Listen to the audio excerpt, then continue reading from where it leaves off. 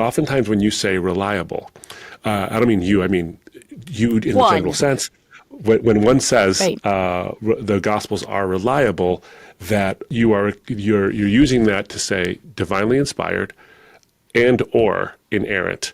Now, without going into the issues of inerrancy and these kind of things, I think because these are often equated with each other, if not in meaning, at least practically speaking, that raises a sort of burden that you don't actually have to have.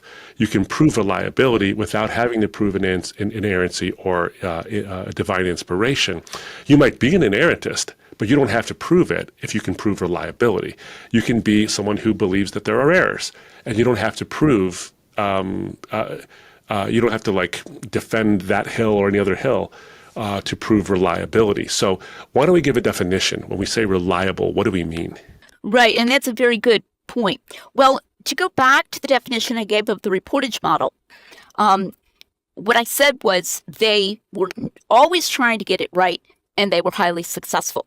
So this is compatible with their being perfectly successful, but it's also compatible with their being imperfectly successful. But what it's not compatible with is they're ever deliberately changing something. And, that fits kind of well with some of the examples you brought up concerning Bart Ehrman. You talked about Ehrman bringing up all sorts of alleged contradictions between the gospel resurrection accounts. Now, one of those is actually a pretty important alleged contradiction. Did Jesus first appear to his male disciples in Jerusalem or in Galilee? Now, that one, I'm not going to say, it doesn't matter. That's not just a teeny weeny little detail, because doubting Thomas isn't going to walk to Galilee before anybody's even seen Jesus for the first time, right? And it can't happen until days later. It takes several days to walk to Galilee. Matthew mentions that they went to a mountain that Jesus had appointed to them in Galilee. So they were apparently going to Galilee by that time with some expectation of possibly seeing him. Whereas in the account of him appearing in Jerusalem, it's a completely different thing. They're surprised. He's suddenly in the midst of them, and it's that very evening. So the circumstances are different. The expectation is different, and whether or not it allows very apologetically important things like doubting Thomas is going to be different. But on the other hand, let's take this one. Luke says that when the men from Emmaus got back, they spoke to the 11 and those who were with them. Okay, well now, if this is that very night, according to John, Thomas isn't with them. So that's only 10. It's not 11. All right, so even let's suppose that Luke didn't happen to hear that Thomas wasn't with them, and he meant it literally, he wasn't just using it as a title, and he made a mistake. He said the 11, and it was really only 10. That's the kind of trivial thing that doesn't undermine reliability.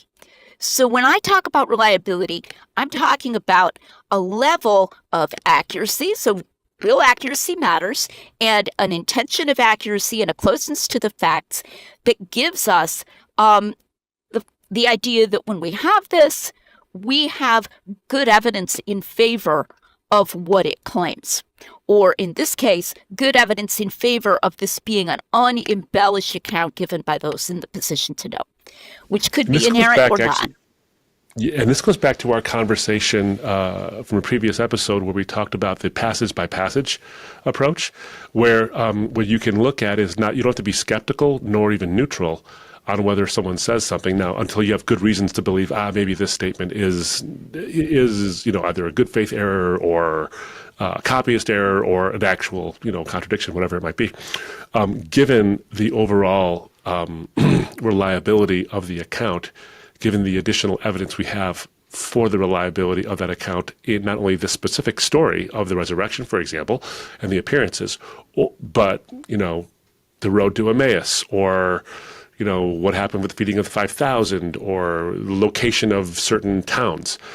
These kind of things, you find this kind of reliability, generally speaking. And so if there is a difficult passage where you're like, I don't know, maybe that isn't exactly how the others reported it. You can, even from a skeptical standpoint, you can say, but overall, these gospel accounts have been pretty reliable.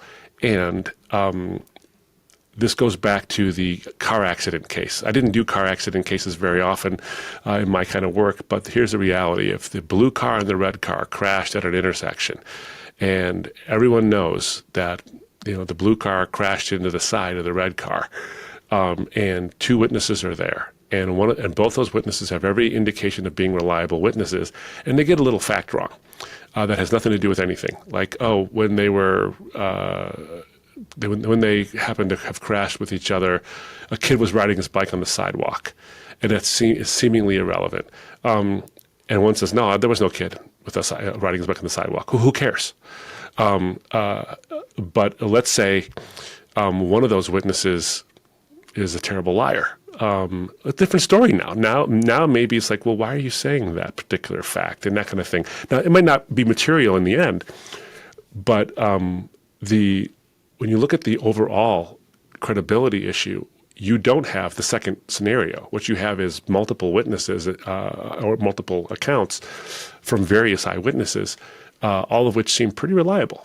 So even granting if, and I don't think there are problems, but in this particular instance, but let's say if there were, they'd be material.